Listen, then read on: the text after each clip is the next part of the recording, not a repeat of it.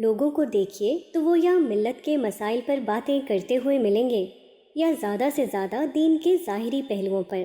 دین کے معنوی پہلوؤں پر بات کرنے والا کوئی نظر نہیں آتا.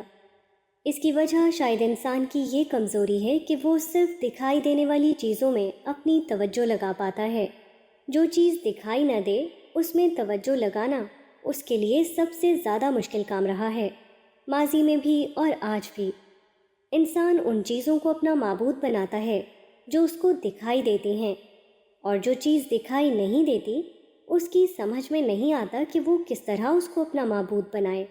وہ ان کاموں میں بآسانی مشغول ہو جاتا ہے جو دکھائی دیں، مگر جو کام بظاہر دکھائی نہ دیتے ہوں ان میں مشغول ہونا وہ نہیں جانتا.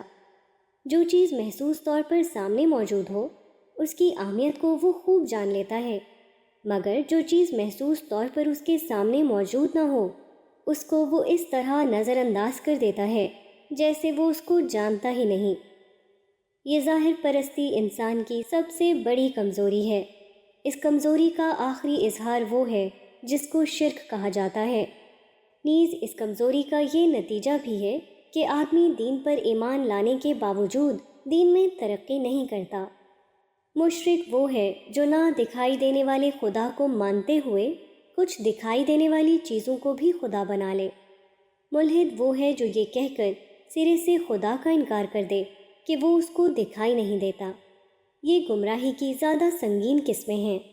مگر یہاں ایک اور چیز ہے جو اپنے انجام کے اعتبار سے کم اہم نہیں. وہ ہے ایمان کے باوجود ایمان کا بے اثر رہنا. ایسا اس وقت ہوتا ہے جب آدمی خدا پر ایمان لائے مگر وہ خدا کو دیکھ نہ سکے.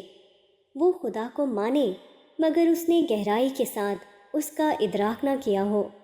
وہ خدا کا معتقد ہو مگر محسوسات سے بلند ہو کر وہ خدا کو اپنا مرکز توجہ نہ بنا سکے. مزید یہ کہ غیر محسوس خدا کو نہ پانا گویا چھپی ہوئی معنویت کو نہ پانا ہے.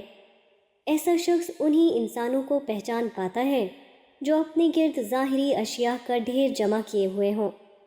جو انسان اپنے اندر معنویت کا خزانہ لیے ہوئے ہو وہ اس کے لیے نامعلوم رہتا ہے. خدا کو کھونے والا بالآخر معنویت کو بھی کھو دیتا ہے.